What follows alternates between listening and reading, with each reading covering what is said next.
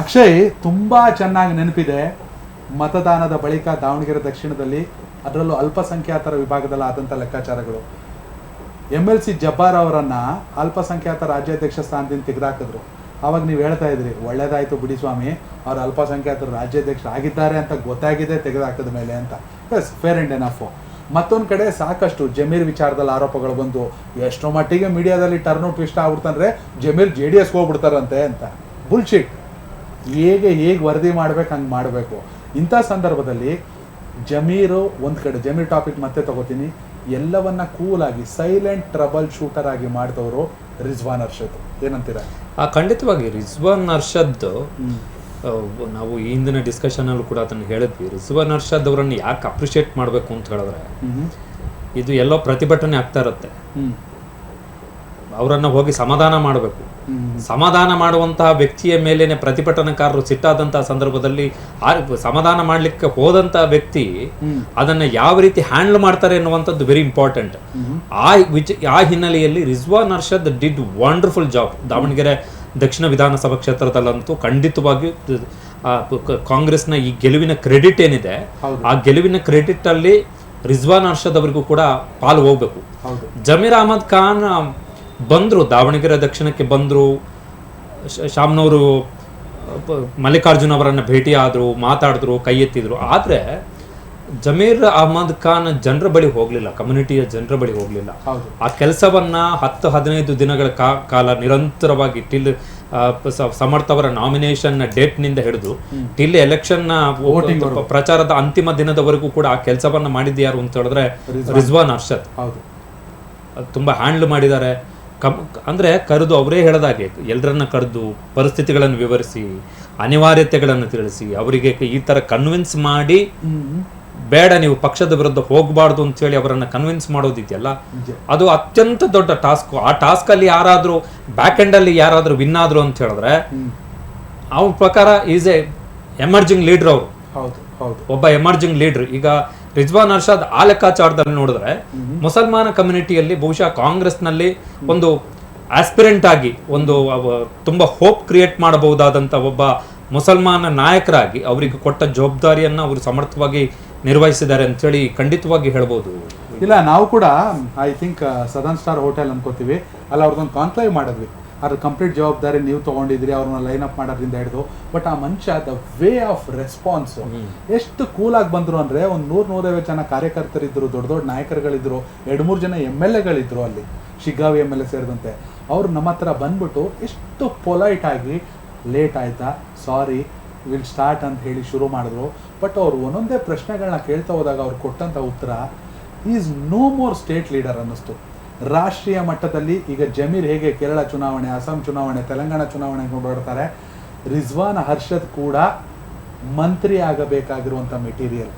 ರಿಜ್ವಾನ್ ಅರ್ಷದ್ ಕೂಡ ಕಾಂಗ್ರೆಸ್ ಮಟ್ಟಕ್ಕೆ, ಇಲ್ಲ ಅಲ್ಪಸಂಖ್ಯಾತರನ್ನು ಓಲೈಸುವ ಮಗದೊಂದು ಏನೂ ಇಲ್ಲ, ಕಾಂಗ್ರೆಸ್ ಮಟ್ಟಕ್ಕೆ, ಕಾಂಗ್ರೆಸ್ ಅಧಿಕಾರದಲ್ಲಿರ್ಬೇಕಂದ್ರೆ ರಾಷ್ಟ್ರೀಯ ಮಟ್ಟದ ನಾಯಕರಾಗಬೇಕಾಗಿರುವಂಥ ಕೆಪಾಸಿಟಿ ಇರುವಂಥವ್ರು. ಯಾಕಂದರೆ ರಿಜ್ವಾನ್ ಅರ್ಷದ್ ಐ ಥಿಂಕ್ ಒಂದು ಬೈ ಎಲೆಕ್ಷನಿಂದ ಎಂಟ್ರಿ ಕೊಡೋದು ಅನ್ಕೋತೀನಿ. ಒಂದು ಬೈ ಎಲೆಕ್ಷನಿಂದ ಎಂಟ್ರಿ ಕೊಟ್ಟು ಆನಂತರದಲ್ಲಿ ಚುನಾವಣೆಗಳನ್ನು ಗೆದ್ದು ಈ ಮಟ್ಟಕ್ಕೆ ಬಂದು ನಿಂತಿದ್ದಾರೆ. ಜಮೀರ್ ಅಹಮದ್ ಲೆಕ್ಕಾಚಾರ ಬೇರೆ ಇದ್ದಿದ್ರೆ ರಿಜ್ವಾನ್ ಅರ್ಷದ್ ಇಷ್ಟೊತ್ತಿಗೆ ಈಗಾಗಲೇ ಮಿನಿಸ್ಟರ್ ಆಗಬೇಕಿತ್ತು. ಬಟ್ ಅವ್ರಿಗೆ ಅವಕಾಶ ಇದೆ. ಆ ಅರ್ಹತೆ ಮತ್ತು ಆ ಯೋಗ್ಯತೆ ಎರಡು ಫ್ಯೂಚರ್ ಫೇಸ್. ಯಾಕಂದ್ರೆ ರಿಜ್ವಾನ್ ಅರ್ಷದ್ ಅವರು ತೀರಾ ಯಂಗ್ ಪೊಲಿಟಿಷಿಯನ್. ಅವರು ಕಾಂಗ್ರೆಸ್ನ ತುಂಬಾ ರೂಟ್ನಿಂದ ಬಂದಂಥವರು, ವಿದ್ಯಾರ್ಥಿ ಸಂಘಟನೆಯಲ್ಲಿದ್ದಂಥವರು, ಅದಾದ್ಮೇಲೆ ಕಾಂಗ್ರೆಸ್ನ ಯುವ ಘಟಕದಲ್ಲಿ ಇದ್ದಂಥವ್ರು, ಯುವ ಘಟಕದ ಅಧ್ಯಕ್ಷರು ಕೂಡ ಆಗಿದ್ರು ರಿಜ್ವಾನ್ ಅರ್ಷದ್ ಅವರು. ತುಂಬಾ ಆ ರೂಟಿಂದ ಬಂದಂಥವ್ರು. ಇನ್ನು ಅಂದ್ರೆ ಆರ್ಗನೈಸೇಷನಲ್ಲಿ ಒಂದು ಪಕ್ಷವನ್ನ ಯಾವ ರೀತಿ ಕಟ್ಟಬಹುದು ಎನ್ನುವಂಥದ್ರ ಆ ಒಂದು ಅನುಭವ ರಿಜ್ವಾನ್ ಅರ್ಷದ್ ಅವರಿಗೆ ಇದೆ. ನೀವು ಹೇಳಿದ ಹಾಗೆ ಜಮೀರ್ ಅವರನ್ನ ಹೊರತುಪಡಿಸಿದ್ರೆ ಬಹುಶಃ ಕಾಂಗ್ರೆಸ್ಗೆ ದೀರ್ಘಕಾಲದ ಮಟ್ಟಿಗೆ ಹಳೆ ಮೈಸೂರು ಭಾಗ ಮತ್ತು ಈಗಿನ ಪರಿಸ್ಥಿತಿಯಲ್ಲಿ ಉತ್ತರ ಕರ್ನಾಟಕ, ಮಧ್ಯ ಕರ್ನಾಟಕ ಭಾಗದಲ್ಲಿ ಬಹುಶಃ ಕಾಂಗ್ರೆಸ್ ದೀರ್ಘಕಾಲಕ್ಕೆ ಮುಸಲ್ಮಾನ ಮತಗಳನ್ನು ತನ್ನ ಬಳಿ ಇಟ್ಕೊಡ್ಲಿಕ್ಕೆ ರಿಜ್ವಾನ್ ಅರ್ಷದ್ ಅವರನ್ನ ಮಿನಿಸ್ಟರ್ ಮಾಡಿ ಅವರನ್ನ ತುಂಬಾ ಚೆನ್ನಾಗಿ ತನ್ನ ಅಸೆಟ್ ಆಗಿ ಮಾಡಿಕೊಂಡ್ರೆ ಅದು ಖಂಡಿತವಾಗಿ 2028ಕ್ಕೆ it will be big help ಕಾಂಗ್ರೆಸ್ಗೆ. ಕಾಂಗ್ರೆಸ್ ಅಂದ್ರೆ ಅಲ್ಪಸಂಖ್ಯಾತರ ಪಾರ್ಟಿ, ಕಾಂಗ್ರೆಸ್ ಅಂದ್ರೆ ಸಾಬ್ರೋ ಪಾರ್ಟಿ ಅಂತ ಟೀಕೆ ಮಾಡೋರು ಮಾಡ್ತಾರೆ. ಆದರೆ ಕಾಂಗ್ರೆಸ್ ಕೂಡ ಯೂತ್ ಕಾಂಗ್ರೆಸ್ಸಿಂದ ವೆಲ್ ಆರ್ಗನೈಸ್ ಆಗಿ ದೇಶದಲ್ಲಿ ಪಕ್ಷ ಸಂಘಟನೆ ಮಾಡೋ ಕೆಲಸ ಮಾಡ್ತಿದ್ದೆ. ನನಗೆ ನಿಮ್ಗೆ ಆಶ್ಚರ್ಯ ಅನ್ನಿಸ್ಬೋದು, IG ಸನದಿ ಅನ್ಕೋತೀನಿ, ಒಬ್ಬರು ex-MP ಎಷ್ಟು ಸರಳವಾಗಿರ್ತಿದ್ರು ಅಂದರೆ ಹುಬ್ಳಿ ಧಾರವಾಡದವರು, ಅವರಿಗೆ ಇಂದಿರಾ ಗಾಂಧಿ ಮತ್ತು ರಾಜೀವ್ ಗಾಂಧಿ ನೇರವಾಗಿ ಟಚಲ್ಲಿ ಇರ್ತಿದ್ರು, ಅವ್ರನ್ನ ಕರ್ಸ್ಕೊತಿದ್ರು. ಅವ್ರ ಮಗ ಶಾಕಿರ್ ಸನದಿ ಅಂತ. ಯೂತ್ ಕಾಂಗ್ರೆಸ್ ಶುರು ಆದಾಗಿಂದ ಈವನ್ ಸುರ್ಜೇವಾಲಾ ಕೂಡ ಅವರ ಬೆಸ್ಟ್ ಫ್ರೆಂಡು. ಪ್ರಿಯಾಂಕಾ ವಾದ್ರಾ ರಾಹುಲ್ ಗಾಂಧಿ ಜೊತೆ ಊಟಕ್ಕೆ ಟೇಬಲ್ ಶೇರ್ ಮಾಡ್ತಾರೆ, ಸ್ಟೇಜಲ್ಲಿ ಗೆಸ್ಟ್ ಆಗಿ ಅವರು ಶೇರ್ ಮಾಡ್ತಾರೆ ಸ್ಟೇಜನ್ನು. ಅಂಥ ವ್ಯಕ್ತಿ ಇವತ್ತು ಹುಬ್ಳಿ ಧಾರವಾಡ ಮಹಾನಗರ ಪಾಲಿಕೆ ಅಧ್ಯಕ್ಷರು ಆಯುಕ್ತರಾಗಿ ಕೂತಿದ್ದಾರೆ. ಅಂಥ ಸಾಕಷ್ಟು ನಾಯಕರು, ಇವನ್ ಸೈಯದ್ ಖಾಲಿದ್ ಆಗಿರ್ಬೋದು ದಾವಣಗೆರೆಯಲ್ಲಿ. ಸುಮಾರು 10 ರಾಜ್ಯಗಳಲ್ಲಿ ಸೆಕ್ರೆಟರಿಯಾಗಿ AICCಯಿಂದ ವರ್ಕ್ ಮಾಡಿದ್ದಾರೆ. ಲಾಸ್ಟ್ ಟೈಮ್ ತೆಲಂಗಾಣದಲ್ಲಿ ಅಧಿಕಾರಕ್ಕೆ ಬರುವಾಗ ಅವರು ತೆಲಂಗಾಣ ಇನ್ಚಾರ್ಜ್ ಕೂಡ ಆಗಿದ್ರು. ಇಂಥ ನಾಯಕರು ಸಾಕಷ್ಟು ಜನ ಇದ್ದಾರೆ. ಸೊ ರಿಜ್ವಾನ್ ಅರ್ಷದ್ ಅವರೆಲ್ಲರಿಗೂ ಮಾದರಿ. ಜಮೀರ್ ಅಹಮದ್ JDS ಇಂದ ಬಂದಿರಬಹುದು. ಜಮೀರ್ ಅಹಮದ್ ರಾಜಕೀಯ ಅಷ್ಟೇ, ಅವ್ರದ್ದೇ ಆದ ಬಿಸ್ನೆಸ್ಸು ಮತ್ತೊಂದು ರಾಜಕೀಯ. ಬಟ್ ಜಮೀರ್ ಅಹಮದ್ ಜನರಿಗೆ ಹತ್ರ ಆಗಿದ್ದು ಸಮಾಜ ಸೇವೆಯಿಂದ, ಅವರ ವ್ಯಕ್ತಿತ್ವದಿಂದ. ಆದರೆ ಇವರೆಲ್ಲವೂ ಕೂಡ ಸಂಘಟನೆ ಅಂದ್ರೆ RSS ಏನ್ ಸಂಘಟನೆ ಅಂತಾರೆ ಬಿಜೆಪಿಲಿ, ಅದೇ ರೀತಿ ಯೂತ್ ಕಾಂಗ್ರೆಸ್ ಇಂದ ಬೇಸಿಕಲಿ ಒಬ್ಬ ತುಂಬಾ ಸೈಲೆಂಟ್, ಹೌದು, ಅಂದ್ರೆ ವೆಲ್ ಡಿಗ್ನಿಫೈಡ್ ಡಿಸೆಂಟ್ ಮನುಷ್ಯ. ಆಮೇಲೆ ತುಂಬಾ ಗ್ರೌಂಡೆಡ್. ನಿಜ.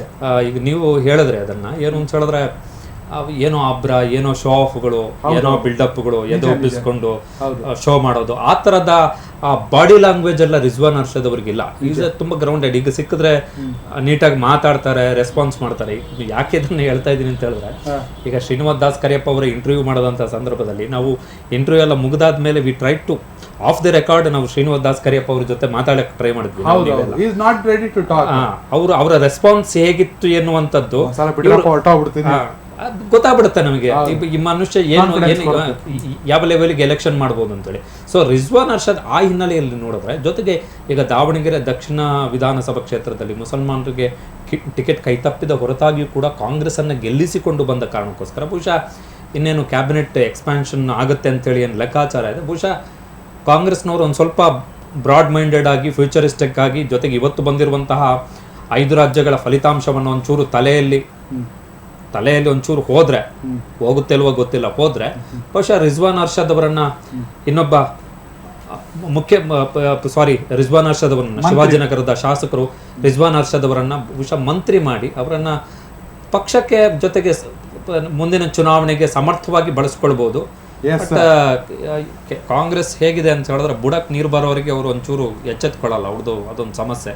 ವೀಕ್ಷಕರೇ, ಥ್ಯಾಂಕ್ ಯು ಅಕ್ಷಯ್. ನಿಜಕ್ಕೂ ಕೂಡ ಶಿವಾಜಿನಗರದ ಮತದಾರರಷ್ಟೇ ಅಲ್ಲ, ಸಂಪೂರ್ಣವಾಗಿ ಅಲ್ಪಸಂಖ್ಯಾತರಷ್ಟೇ ಅಲ್ಲ, ಕಾಂಗ್ರೆಸ್ ಕಾರ್ಯಕರ್ತರು ಅನ್ನೋದಕ್ಕಿಂತ ಹೆಚ್ಚಾಗಿ ಸಾಮಾನ್ಯ ವೀಕ್ಷಕರು, ನಾವು ಯಾರನ್ನು ಹೊಗಳ್ತಿಲ್ಲ, this is the fact in the ground. Correct. Rizwan Arshad Davanagere ಚುನಾವಣೆ ರಿಸಲ್ಟ್ ಆಗೋದ್ರಲ್ಲಿ ಕಾಂಗ್ರೆಸ್ ಅಲ್ಲಿ ಅವರ ಪಾತ್ರ ಕೂಡ ಇದೆ. ಯಾಕಂದ್ರೆ ಸಚಿವರಾದಂಥ ಮಧು ಬಂಗಾರಪ್ಪ ಅವ್ರು ನಮ್ಮ ಜೊತೆ ಮಾತಾಡ್ತಾ ಅದೇ ವಿಚಾರ ಹೇಳಿದ್ರು. ಹೀಗಾಗಿ ನಾವು ಹೇಳ್ತಿರೋದಲ್ಲ, ಕಾಂಗ್ರೆಸ್ನ ಹಿರಿಯ ನಾಯಕರುಗಳೇ ಹೇಳ್ತಿರುವಂಥದ್ದು. ರಿಜ್ವಾನ್ ಅರ್ಷದ್ ಅವರ ಪಾತ್ರದ ಬಗ್ಗೆ ನಿಮ್ಮ ಅಭಿಪ್ರಾಯ ಕಾಮೆಂಟ್ ಮಾಡಿ. ಧನ್ಯವಾದಗಳು.